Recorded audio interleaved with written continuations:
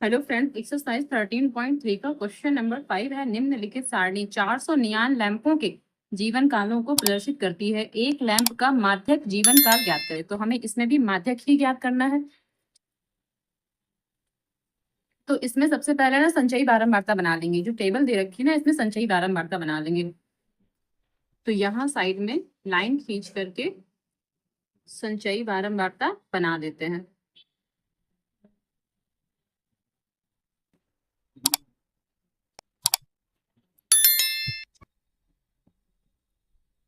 तो यहाँ लिखेंगे संचयी बारंबारता,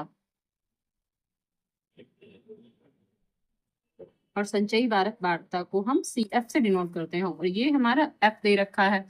ठीक है, तो संचयी बारंबारता कैसे निकालते हैं? इसमें ये जोड़ते हैं, इसमें ये जोड़ेंगे, तो बस जोड़ते चले जाएंगे। तो पहले तो 14 ही लिखा रहेगा यहाँ पर।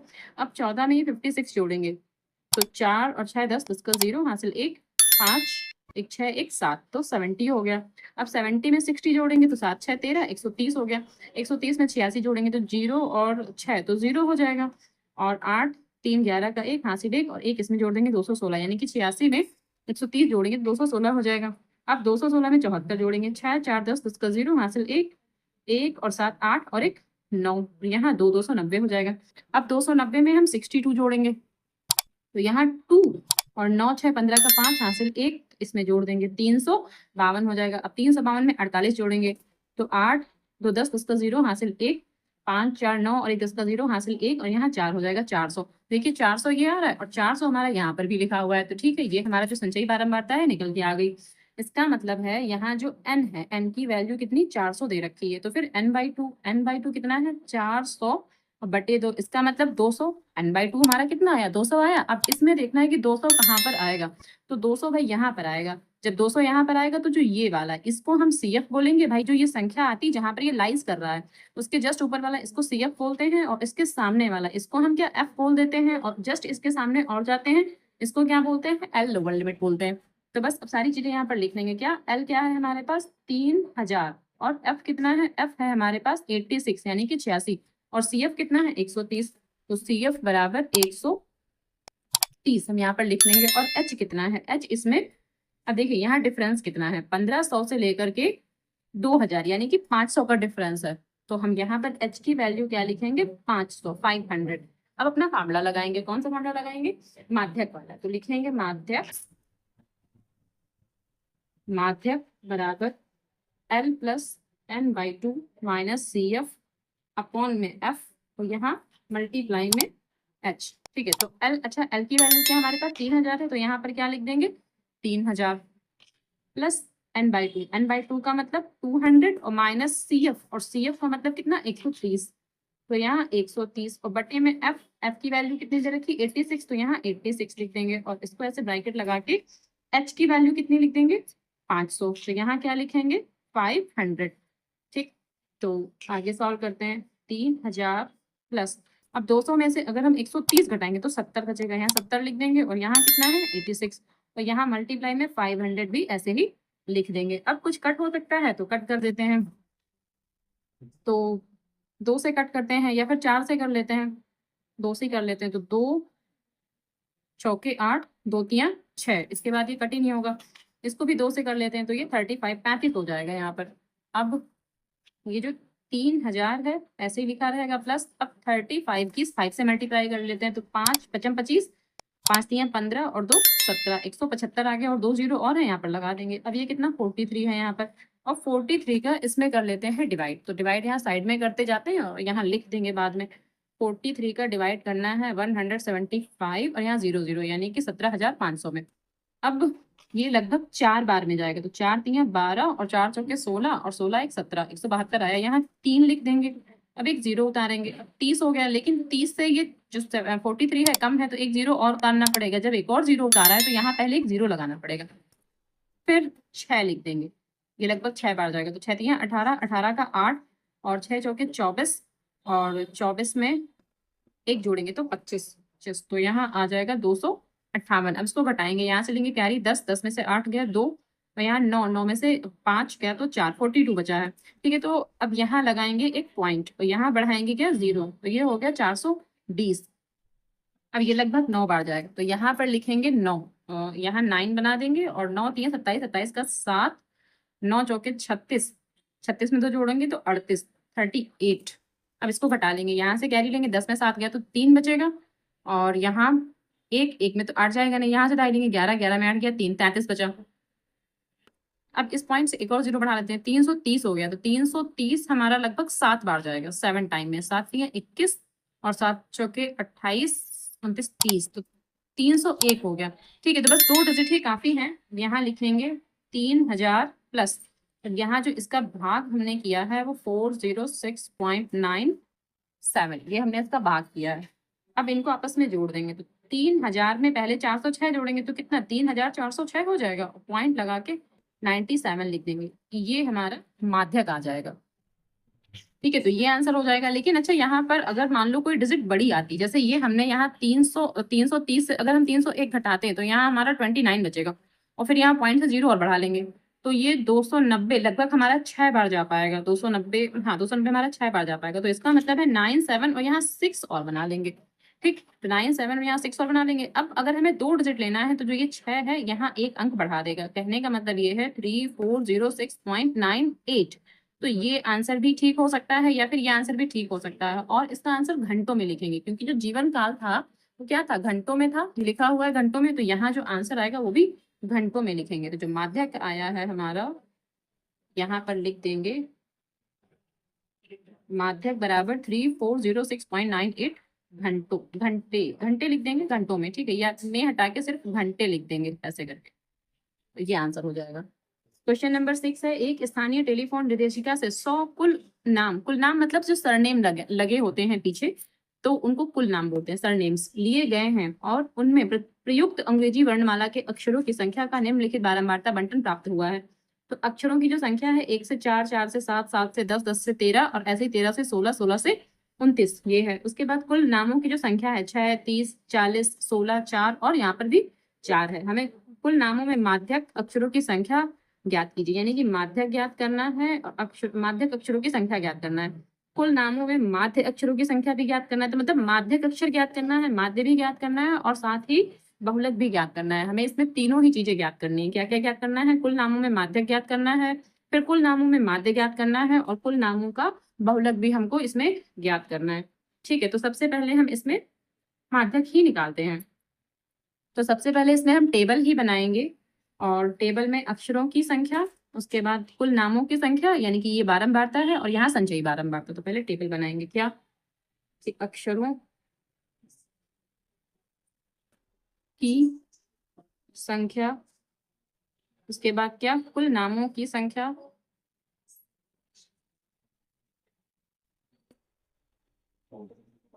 ये है बारंबारता, तो इसको यहाँ लिख देते हैं कि ये बारंबारता है, और बारंबारता को हम लोग एफ से डिनोट करते हैं, और यहाँ क्या लिखेंगे, संचयी बारंबारता।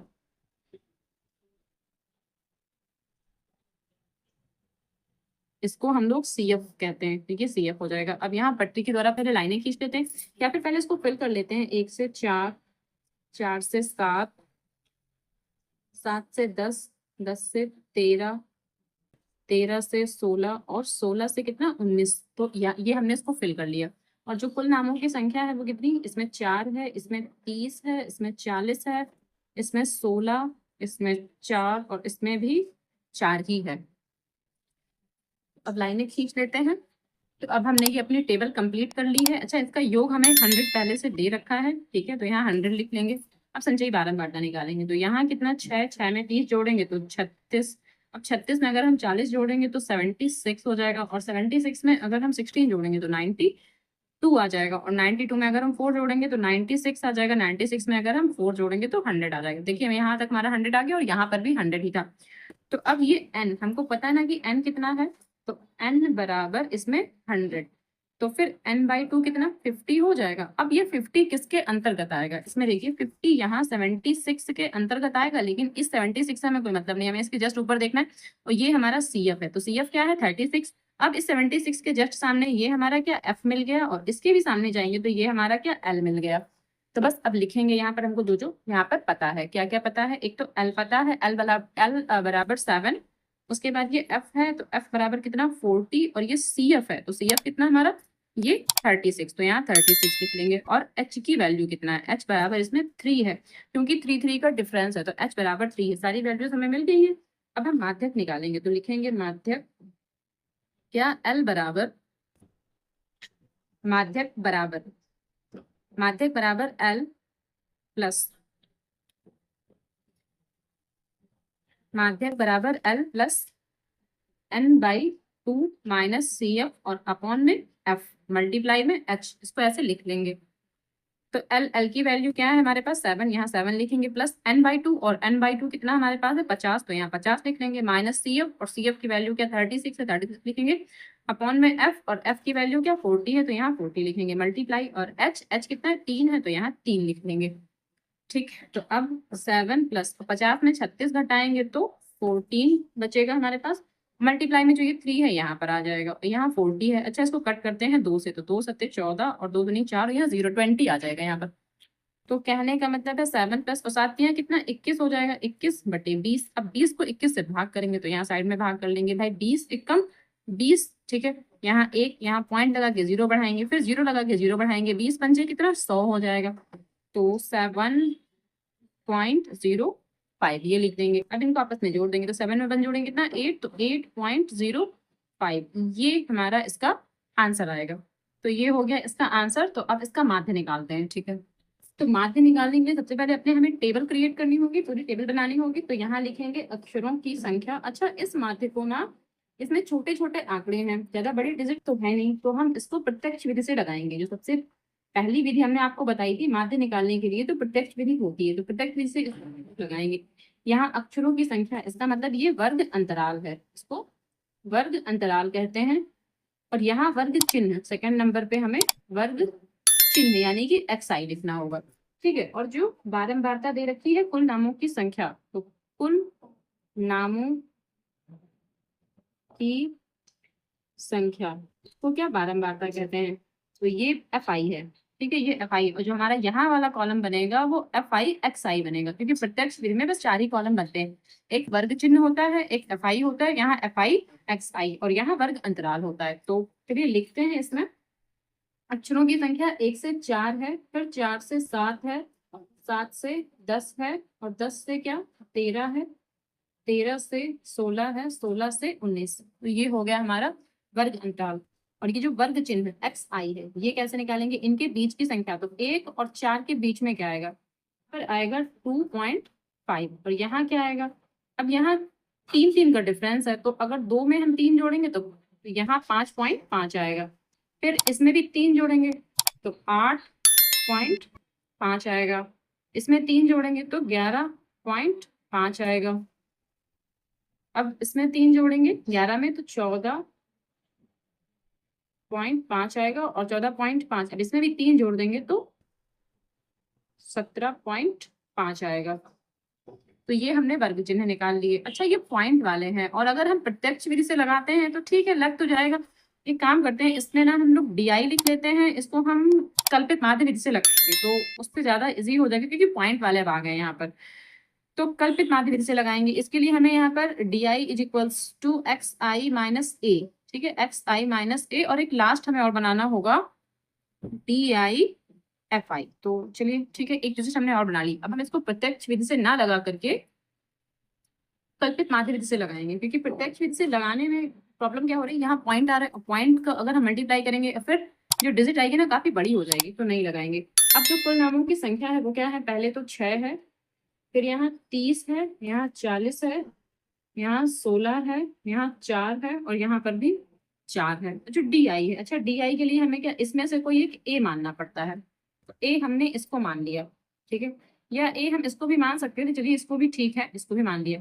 अब अगर 8.5 से हम 2.6 घटा रहे हैं, ठीक है, तो यहाँ पर 8.5 से 2.6 यानी कि 8.5 से अगर 2.5 घटा रहे हैं, इसका मतलब 2.5 पहले लिखा जाएगा और 8.5 बाद में लिखा जाएगा, तो यहाँ पर माइनस का 6 आएगा।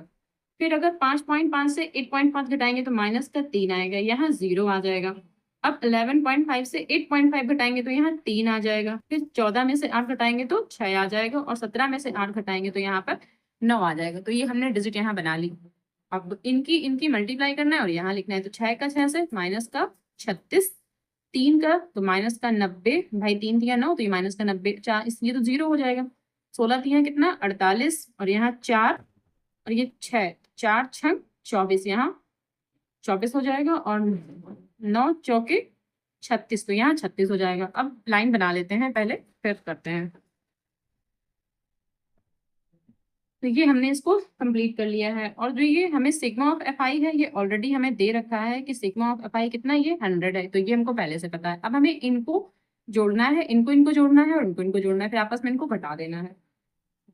तो यहाँ करते हैं माइनस का 36 और माइनस का 90, तो हो जाएगा 126 भाई, ये 6 और ये 12, 9 और 3 तो 126, तो इनको इनको जोड़ के आया 126। अब इनको भी जोड़ते हैं, तो ये है 48, 24 और 36, तो 8 4 12 और 12 और 6 18, 18 का 8, 1 कैरी, 4 2 6 6 3 9 और 1 10, 108 यहाँ से आ रहा है 108। अब ये 108 इसमें से घटा देंगे, यहाँ 108, अब घटाएंगे 16 में 8 गया तो 8, यहाँ 1 बस, यहाँ 0 हो जाएगा, इसका मतलब माइनस का 18, तो यहाँ माइनस का 18 लिखेंगे। सिग्मा ऑफ लिखेंगे D I F I, sigma of D I F I की वैल्यू माइनस की 18। अब जो जो हमको दिया है वो हमें सारी चीजें यहाँ पर लिख लेंगे। तो सबसे पहले तो ए हमको पता है क्या 8.5, भाई ये 8.5 ही तो हमने ए माना है, तो ये 8.5 लिख देंगे यहाँ पर। फिर सिग्मा ऑफ एफ आई भी हमको पता है कि 100 है, और ये जो sigma of F I T I है ये भी हमको पता है कि माइनस का 18 है।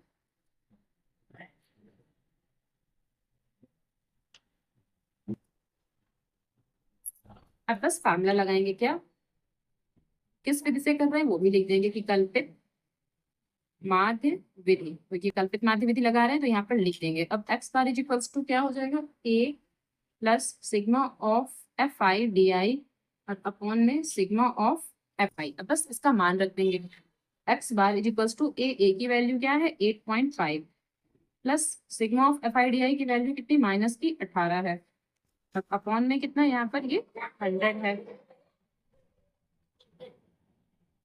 सिग्मा ऑफ एफ आई की वैल्यू 100 है तो यहाँ पर लिख देंगे x bar is equals to 8.5 minus,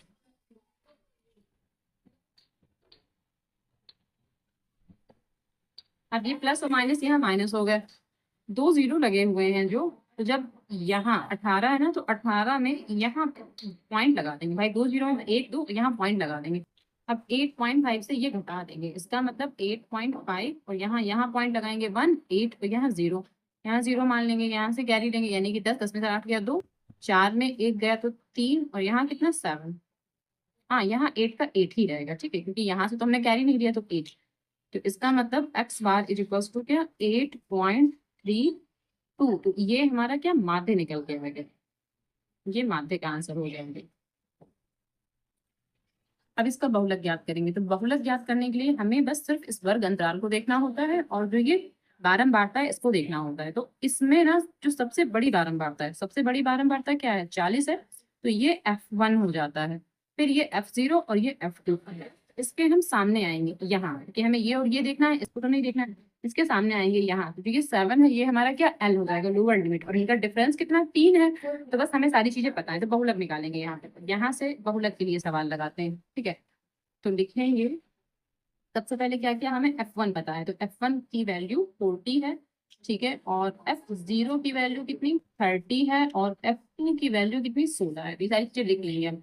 उसके बाद L लोअर लिमिट हमारा 7 है, और क्या, और हमको पता है इसमें कि जो H है डिफरेंस है वो 3 है। अब क्या लिखेंगे बहुलक, बहुलक बराबर L plus F1 minus F0 upon में 2 F1 minus F0 minus F2, ये लिख देंगे और यहाँ मल्टीप्लाई लगा के H लिखेंगे। तो ये बहुलक का हमने फार्मूला लगा लिया यहाँ पर।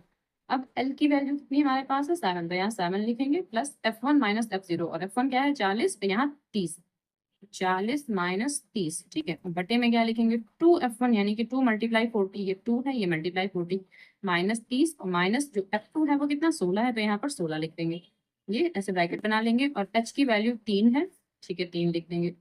7 प्लस 40 में अगर हम 30 घटाते हैं तो यहाँ 10 बचेगा, और जो ये 3 है यहाँ मल्टीप्लाई में आ जाएगा, अब यहाँ 40 का 2 से करेंगे तो 80 और माइनस इन दोनों को आपस में जोड़ देंगे तो 6 और यहाँ 4 46 हो गया। ठीक है, अब यहाँ 7 प्लस यहाँ 10 दिया 30 बटे 80 में से अगर हम 46 घटा रहे हैं तो हमारा आएगा 10 10 में से 6 गया तो 4 बचेगा और यहाँ 7 में 4 गया तो 3 बचेगा, 34 बचेगा। अब इनको कट कर लेते हैं 2 से तो यहाँ 15 हो जाएगा और यहाँ 17 हो जाएगा। तो कहने का मतलब है 7 प्लस 15 बटे 17। अब 15 को हम 17 से भाग कर लेते हैं तो चलिए पहले यहाँ भाग लगा लेते हैं। 17 से भाग कर लेते हैं 15 को तो सबसे पहले तो पॉइंट लगा के 0 बढ़ाएंगे। 17 अट्ठे 136, यहाँ 136 लिखेंगे। अब यहाँ से घटा लेंगे तो 14 बचेगा, 14 बचेगा। यहाँ पे 0 बढ़ा लेंगे, भाई पॉइंट से तो कई 0 बढ़ सकते हैं, 0 बढ़ा लेंगे यहाँ पर। अब 17 का टेबल पढ़ेंगे फिर से, 17 अट्ठे 136। अब यहाँ कितना बचेगा, यहाँ केवल 4 बचेगा हमारे पास, 40 हो जाएगा। 17 दूनी 34 तो 2 टाइम ही जा पाएगा, 17 दूनी 34। अब इस सवाल को यहाँ लगाते हैं 7 प्लस, तो यहाँ क्या लिखेंगे 0.882 तो 7 प्लस, अब यहाँ 2 हटा देंगे और यहाँ कोई संख्या भी नहीं बढ़ पाएगी, इसका मतलब 0.88 ही लिखेंगे। तो 7 में 0 जोड़ेंगे 7.88, ये हमारा जो आंसर आएगा ये किसका बहुलक आंसर आ गया। तो यहाँ लिख देंगे बहुलक बराबर क्या 7.88, ये हमारा बहुलक का आंसर आ जाएगा। चाहे तीनों आंसर एक साथ एक पास कहीं लिख देते हैं, जो तीनों हमारे आंसर आए हैं उनको सबको हम यहाँ पर एक पास लिख देते हैं।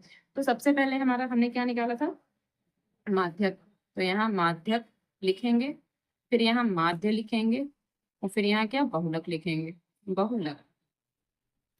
ठीक है, तो माध्यक हमने निकाला था 8.05, ठीक है, और माध्य हमने निकाला था 8.32 और बहुलक हमने अभी अभी निकाला है क्या 7.88। ठीक है, तीनों आंसर यहाँ पर एक साथ ऐसे भी लिख सकते हैं। क्वेश्चन नंबर 7 है, नीचे दिया हुआ बंटन एक कक्षा के 30 विद्यार्थियों के भार दर्शा रहा है। विद्यार्थियों का माध्यक भार ज्ञात कीजिए, यानी इस क्वेश्चन में सिर्फ और सिर्फ माध्यक ही हमको लगाना है, इसके अलावा माध्य और बहुलक हमको इसमें नहीं निकालना है। ठीक, तो चलिए जो ये टेबल बनी हुई है इसको पहले ऐसे बनाएंगे क्योंकि हमें संचयी बारंबारता भी तो बनानी है। तो यहाँ लिखेंगे भार किलोग्राम में और फिर यहाँ पर क्या विद्यार्थियों की संख्या, और इसी को हम लोग क्या बोलते हैं भाई, इसी को तो बारंबारता बोलते हैं। तो विद्यार्थियों की संख्या और ये क्या एफ होती है बारंबारता, और यहाँ पर क्या संचयी बारंबारता, तो क्या लिखेंगे संचयी बारंबारता, और ये क्या होता है, ये होता है CF। ठीक है, तो अब यहाँ लिखते हैं सबसे पहले भार किलोग्राम में। तो भार किलोग्राम में हमको क्या क्या दे रखा है, 40 से 45, फिर 45 से 50, फिर 50 से 55, 55 से 60, 60 से 65, 65 से 70 और 70 से कितना 75, ये हमको दे रखा है पूरा। अब जो F है वो भी हमको दिया, तो 2, इसके सामने 3, इसके सामने 8 और यहाँ कितना 6, यहाँ भी 6, यहाँ 3 और यहाँ पर 2। ठीक है, हमने अपनी टेबल ये कंप्लीट कर ली। अब यहाँ संचयी बारंबारता निकालते हैं।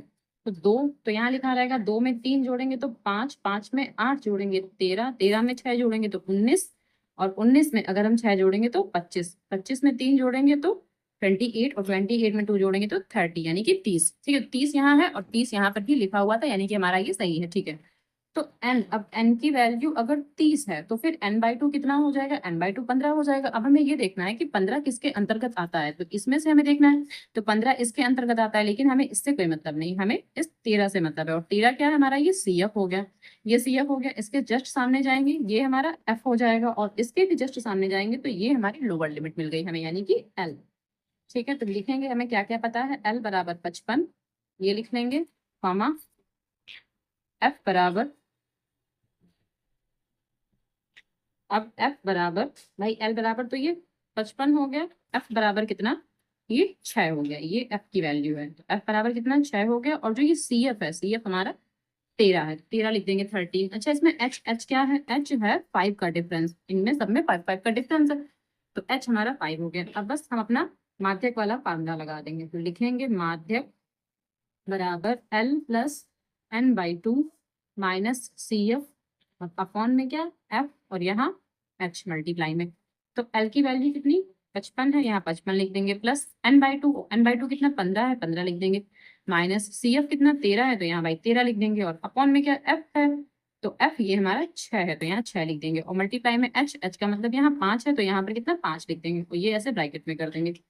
अब 55 प्लस, अब 15 में अगर हम 13 घटाते हैं 2 बचेगा, 2/6, लेकिन यहाँ जो ये 5 है ये मल्टीप्लाई में आ जाएगा। अब 2 एक कम 2, 2 3 6, तो यहाँ से 55 प्लस 5/3, भाई 5 एक कम 5 और 3 है बट्टे में, अब 3 को से डिवाइड करेंगे, तो 55 प्लस, अब 3, 3 एक कम 3, 2 बचेंगे 20 हो जाएगा, तो 6 18, फिर 2 बचेंगे 20, फिर 6 18, फिर 6 18, तो इसको हम लिख सकते हैं 55 प्लस 1 पॉइंट, अब ये 2 अंक हमें लेना है, तो ये इसको एक अंक आगे बढ़ा देगा, इसका मतलब ये 6 7 हो जाएगा, तो 55 में अगर हम 1 जोड़ेंगे तो 56 हो जाएगा। अब ये 6 और 7 जो पॉइंट के बाद है ये ऐसे ही लिखा रहेगा, तो ये हमारा क्या हो गया, माध्यक, माध्यक, ठीक है, किलोग्राम में, क्योंकि भार हमारा किलोग्राम में पूछा था, इसलिए माध्यक भी किलोग्राम में आएगा, किलोग्राम, तो ये आंसर हो जाएगा।